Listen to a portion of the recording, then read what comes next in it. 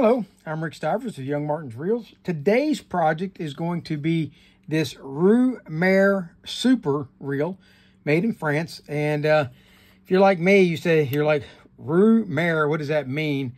I looked it up, and the translation roughly from French seems to be that RU is a small stream and MER, M-E-R, is sea. So from small stream to sea reel. That's the name of the company. This is their super model, and this reel is a fail. Okay, and you might say, well, you haven't even started. Well, I did. I was chatting with Chris Jenkins on the phone yesterday, and I started tinkering, and while I was tinkering, I started taking things apart and playing and looking and inspecting, and I found that this reel is basically a failure. And there's another one of these on eBay, and Chris said, well, why don't you buy the other one? And between the two of them, maybe you can build one good one. And I said, no. Basically, what we have here is a reel that has almost no good parts on it. Almost everything in this reel has failed. We're going to go through. We're going to take it apart. I'm going to show you what's wrong with everything, what I did fix on it, the things that I have repaired, but it's so far gone that basically somebody just completely wore this reel out. So we're going to start. Oh, by the way, it does look like it operates if you look. It does that. It has anti-reverse. Anti-reverse is working. I'll show you what's wrong with the anti-reverse. The anti-reverse override works. The drag, I now have it to where it works. It's operational again. And put the anti-reverse back on. And this is a half bale reel, and I've got that to where it's operating again. Well, almost. It does seem to have a few problems.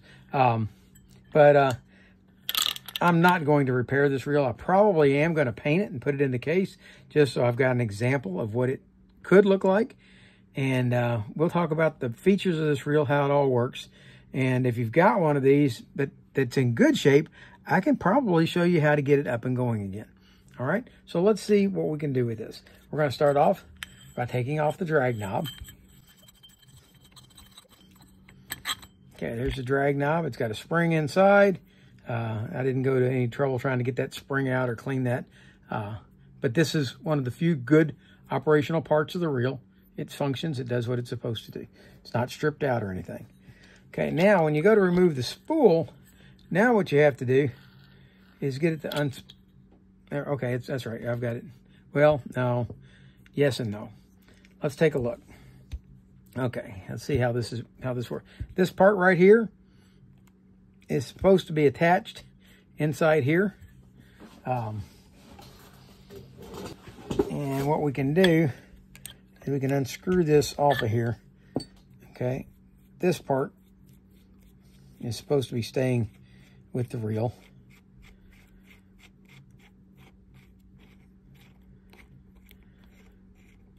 Okay, that is a brass washer that is supposed to be round. It's supposed to be approximately the same size as this is. And somewhere along the way, it has just been broken and chipped all to pieces. It's got an inset on it, so it actually will come off of this piece. So it is replaceable. We could change it. If that was all that was wrong with this reel, I would find some way to make that operational again. But it's not. That is not all that's wrong. So anyway, this piece goes in here. We've got our clicker down here, and the spring for the clicker is broken. Okay, and so this no longer attaches. Now, this one had me puzzled as to what the purpose of this spring was. Chris and I discussed this for quite some time. Neither of us could think of a viable reason for that spring, what it was for. And then I got up this morning and it hit me. Just woke up and said, oh, that's what it is. This is a line hookup for hooking your line under. Okay, that's all it is. So that part is functional. You can still hook your line under there. It will work and do what it's supposed to do. So that part's good. We now have that. But this is, like I said, this part in here is damaged. There is a washer that fits up here, like so. And like I said, if all that was wrong with this was just that piece, then we might consider trying to find a washer that would fit on there properly. And then we'd have to find a drag washer. It's missing the drag washer that goes on here. Not a big deal. We could come up with a drag washer. I've done so many times. Okay, so let's proceed on and see what else we find. Okay, the next thing I found with this reel is that this part right here would not move. You could not move it at all. But if you look now, I've got it freed up. Okay, and we'll get to it in a little while as to what I had to do to make that operational again. Okay, let's go ahead.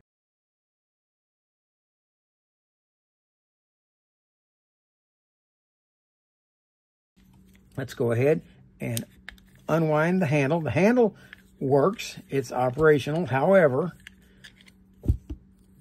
the knob that's supposed to be out here, it's supposed to be a wide knob. It's supposed to be short on one side, long on the other side for your hand to grab hold of. And it should turn on here. And that plastic part is gone. So that's not here. So we've got a bad, and again, another thing I could fix if I really wanted to. Okay, then we're going to come over here and we're going to take the side case off.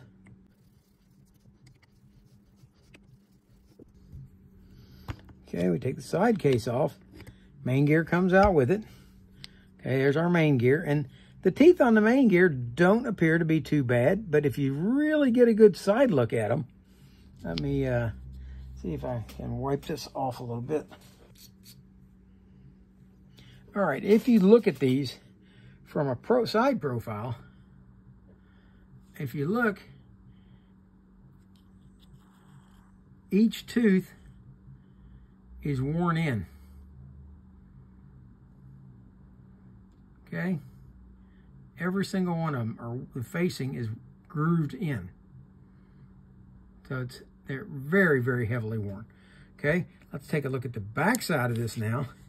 And this was one of the worst parts, is when you look at this, one tooth is missing altogether off the anti-reverse cog.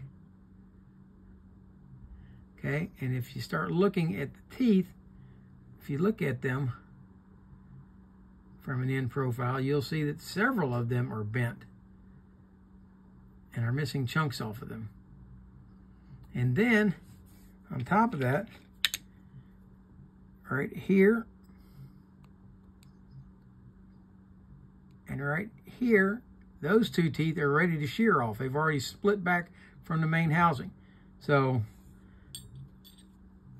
anti-reverse, it's still functional. Anti-reverse does still work, but look at how worn the teeth of those gears are. Look at just how worn in that is.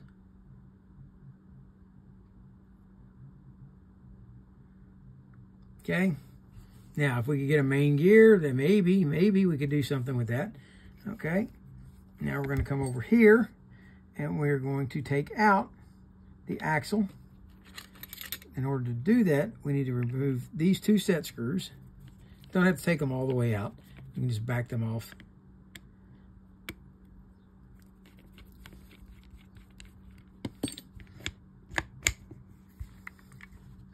There we go. Pull the axle out, and then if you look at the axle, it does not ride true.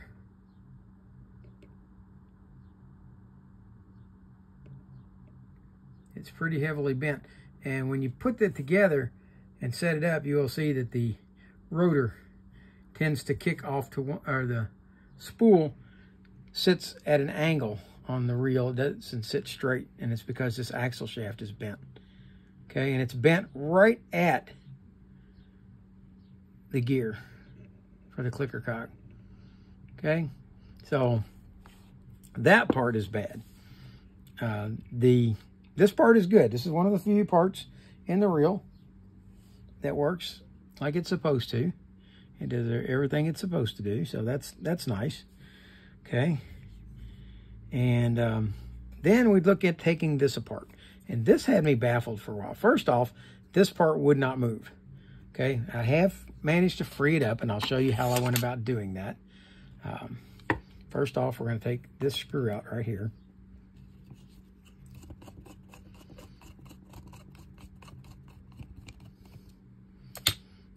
Okay, that screw comes out. That allows you to take this plate off, which is spring-loaded. It's got this spring hooked into it.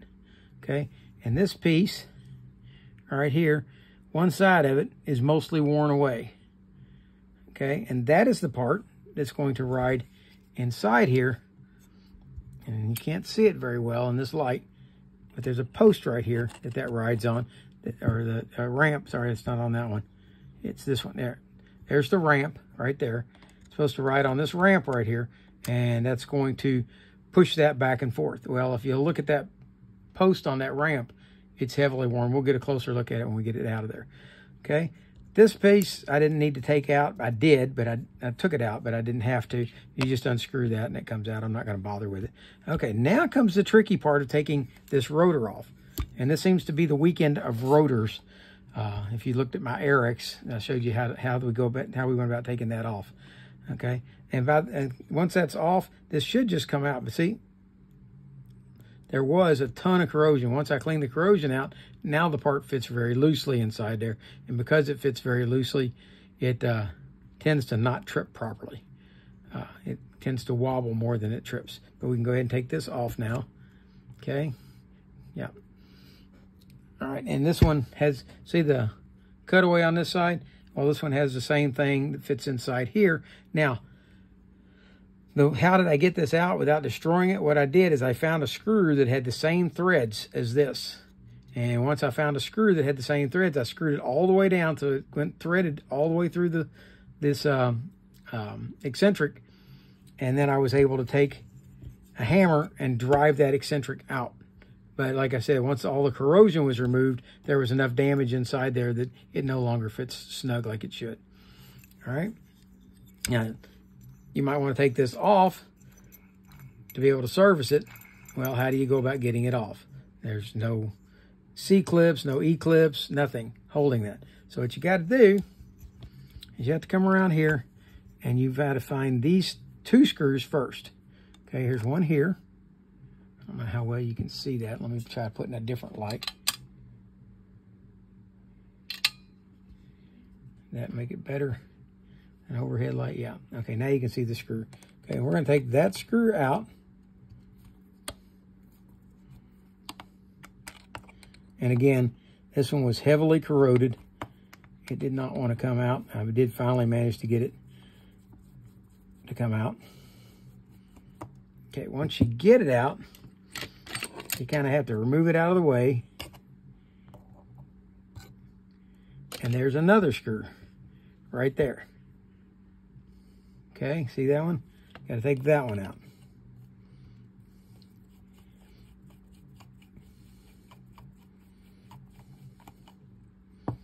Now let's remove that screw.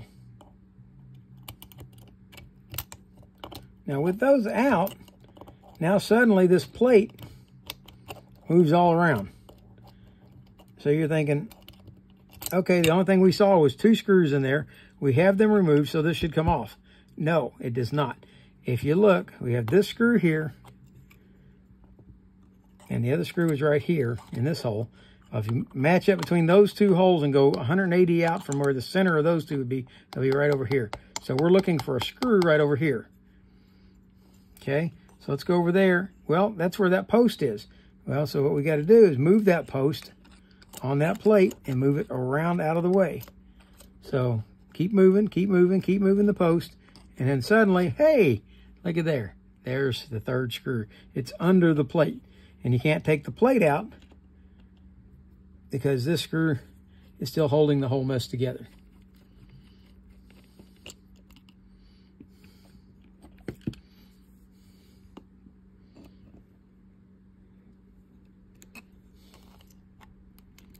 All right, once that screw is out, now this should come out. And it does. Okay, there you go. That's got the rotor off.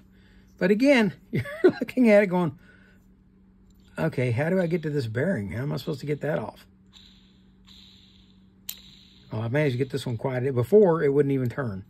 So I managed to get that cleaned up mostly. So now how did I go about getting it off? Well, all right, what I'm going to use is a pair of channel locks. And what I'm going to do is I'm going to adjust these down until they just do kind of fit on this gear. You do not want to clamp this onto that gear. I'm just doing this real loose. Okay, now, you see it's not tight. It's not grabbing hold of it. It's just there. Okay, once you've done that, put yourself a Scotch-Brite or some kind of scrubby or 2 layers of heavy cloth. And what you want to do is you want to take that gear, hold it in the back side back here, and you want to take that gear and rotate it clockwise. Once you've done that, now your pinion comes loose and unscrews.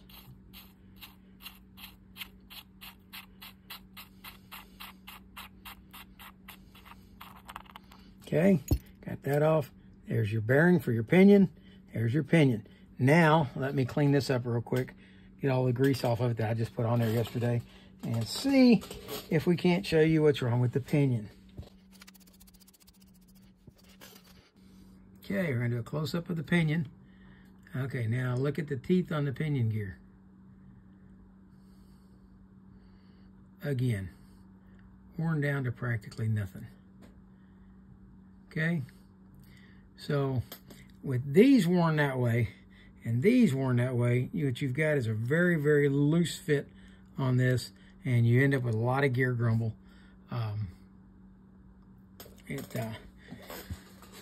Bad pinion gear. Okay, now, good parts. Hey, this plate is good, almost. But if you look, there's our trip ramp right there. And let's take a look at the trip ramp. Look at how heavily the trip ramp is worn. Okay, so between that big divot in it and the looseness of the fitting of this eccentric right here, like that, your trip does not want to trip properly. Okay, so again, another worn out part. And this piece is in good shape. There's nothing wrong with it. All right, so what do we have that's worn out? We have this piece. Oh, by the way, the housing is in good shape. There's nothing wrong with the housing that I can find. Okay, so it's in good shape. It's held up. It's done its job. But we've got our rotor. We've got our handle. We have our bearing, which is noisy as all get out. We have the broken off half bail, which is supposed to be right here. It's supposed to come out and wrap around the spool. That's broken off.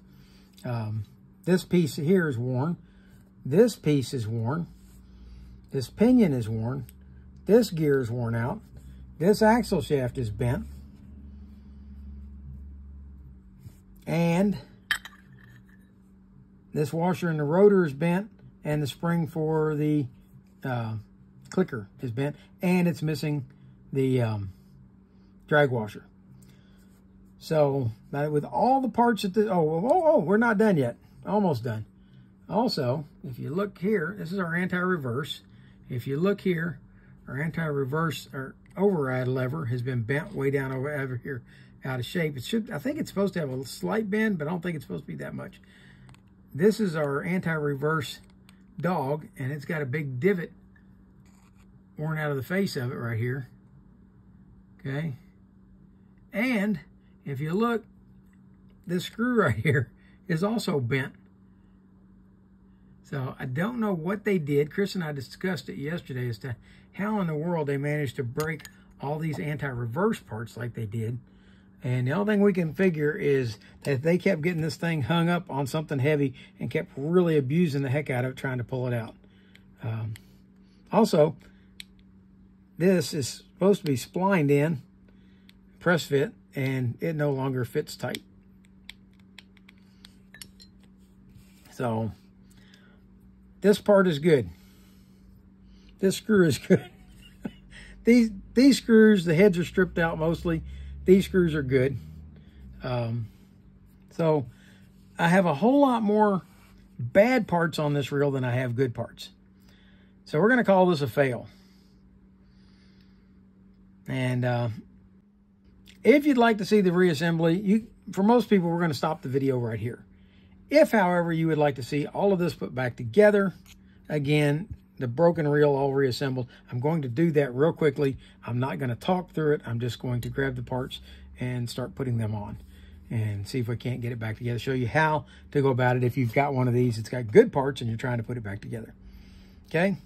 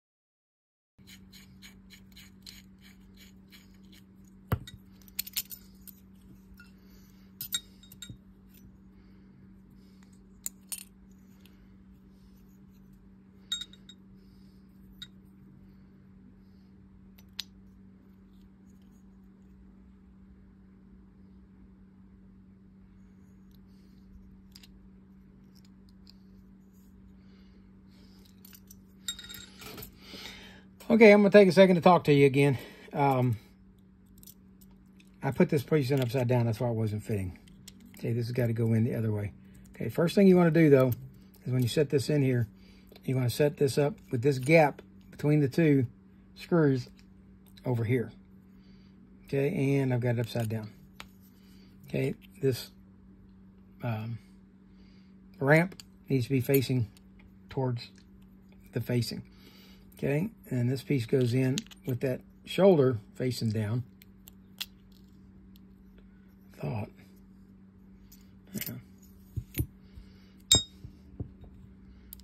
Yeah. Yep. Goes in with that shoulder facing down. And then this piece here has got to go with the one hole over here on that face. Then put your bearing on your pinion and get it screwed on.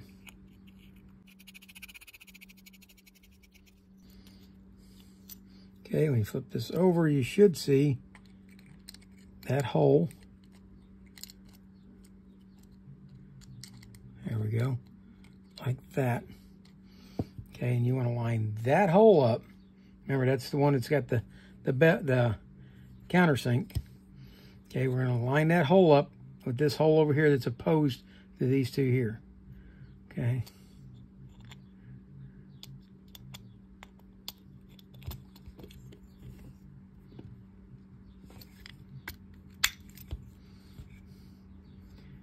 Then you want to get that hole lined up like that so that you can put your screw in. And that's going to be this little screw right here with the countersunk head.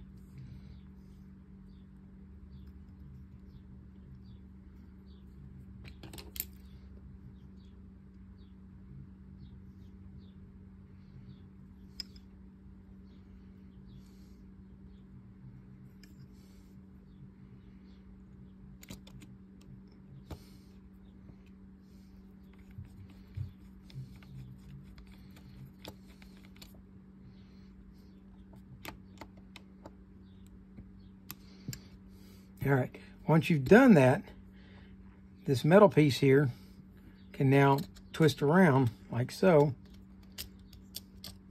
There's the first hole. I'm gonna bring this around to the second hole like that. And now these two should line up with the hole. And that post should now be directly over top of the screw that you just put in. All right, so we can bring this around.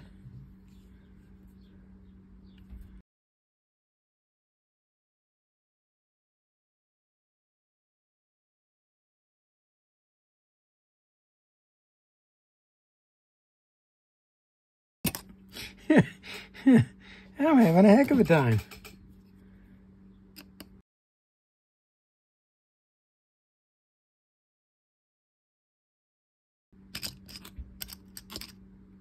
Oh, I see. No wonder they won't go in. I got something misaligned. Okay, let's go back to this screw. Let's loosen it up. And now let's go back to these two screws and see if we can align them. There we go.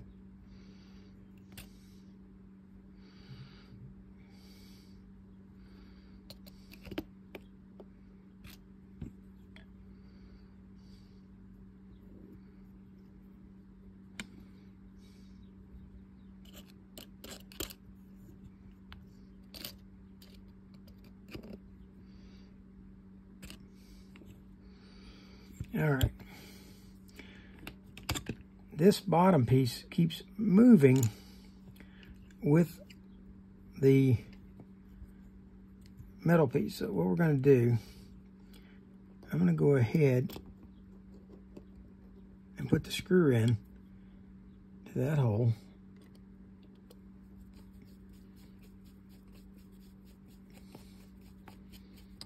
And we'll move this around a little bit.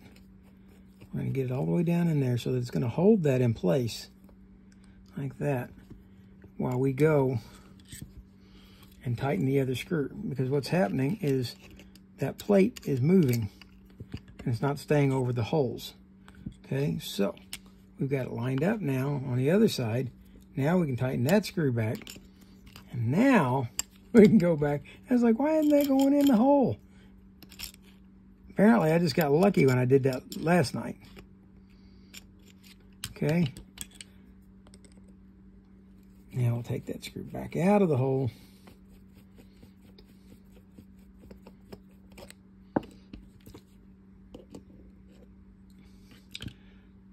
Move the plate back over the hole.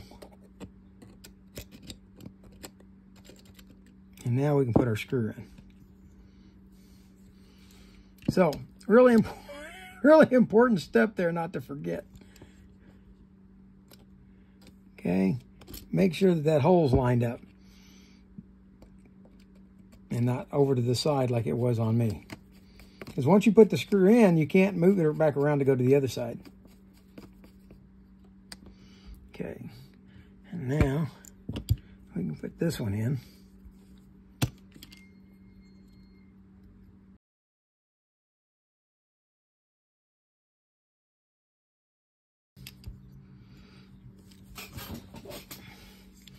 All right, now we can come back and put this piece in, like so, and it hooks into this. This spring mounts in here on this post, like so, and then it comes back over here, and we'll sit down over that side, and this will fit over this arm like so. Okay, with that done, we can put, and it's probably going to be easier to do it this way. Let's go ahead and take out the screw for the spring, because the spring's fighting us, and you really don't want to cross thread this when putting it together. So we'll lift that over and out of the way. And now we should be able to put this larger screw in. It fits over.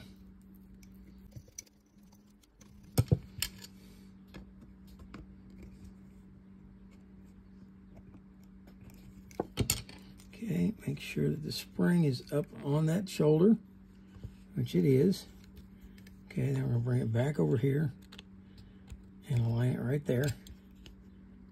Like so, and we're going to put this screw back in.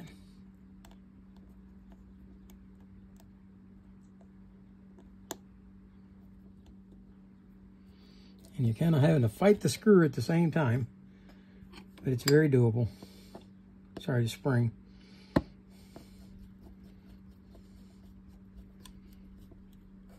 All right, and now when you flip this back, like so, when it comes around, it's supposed to hit that ramp and it's supposed to move this, but no, and it went the whole way that time.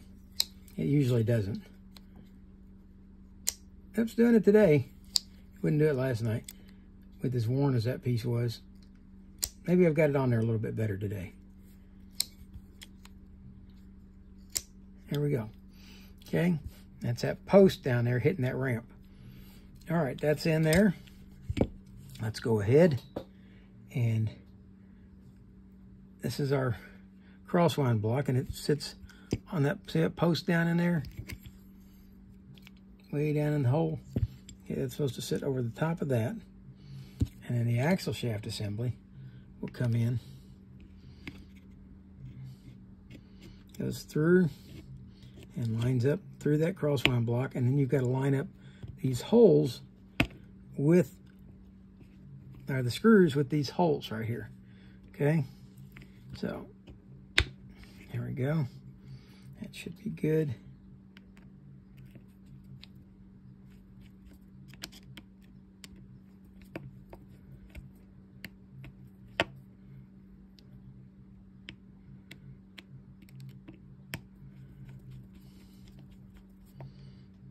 All right, that's in. Okay, and then this guy now rotates back and forth.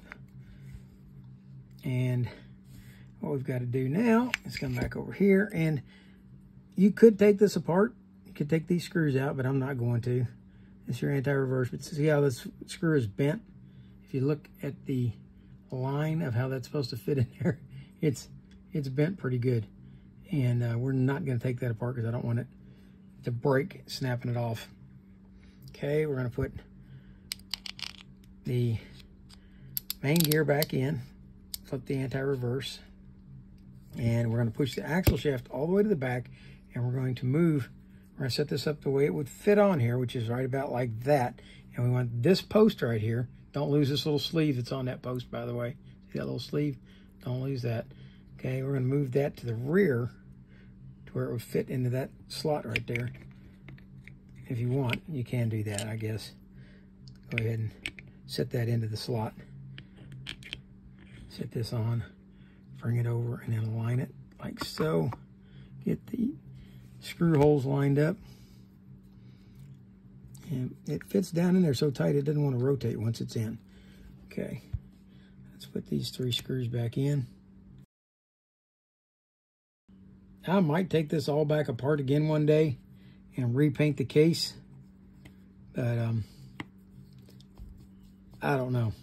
The only way I would do that is if I wanted to put together a display piece. And for now, it has served its purpose. It came out. It shows you guys how to take one of these apart and put it back together. So it has served its purpose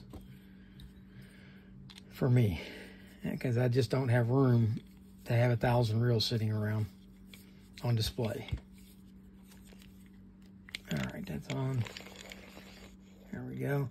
See if this, put the anti-reverse back on. Okay, flip that back. Yep, it's stripping all the way now. Every time. All right. Next, there should be a drag washer right here. And see how loose all that fits in there? Everything in this thing is worn out. And we're going to slide this back on.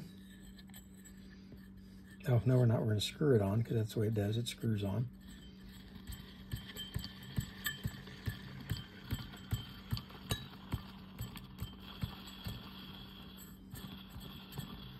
Okay. Now we're going to tighten the drag knob down.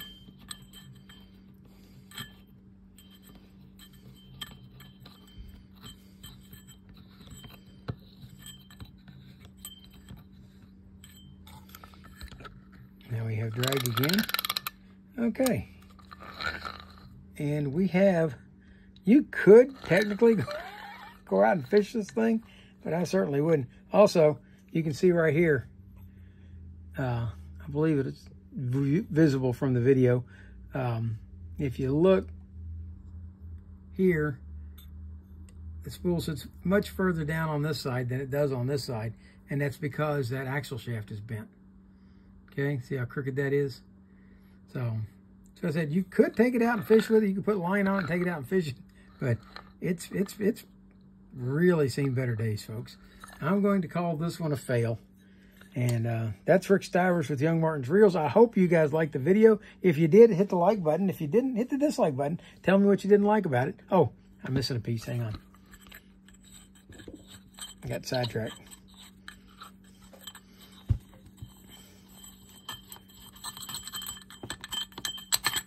This is the keyway right here that's supposed to lock this spool to the axle shaft. There we go. Come on. There we go. Then you put the drag knob on.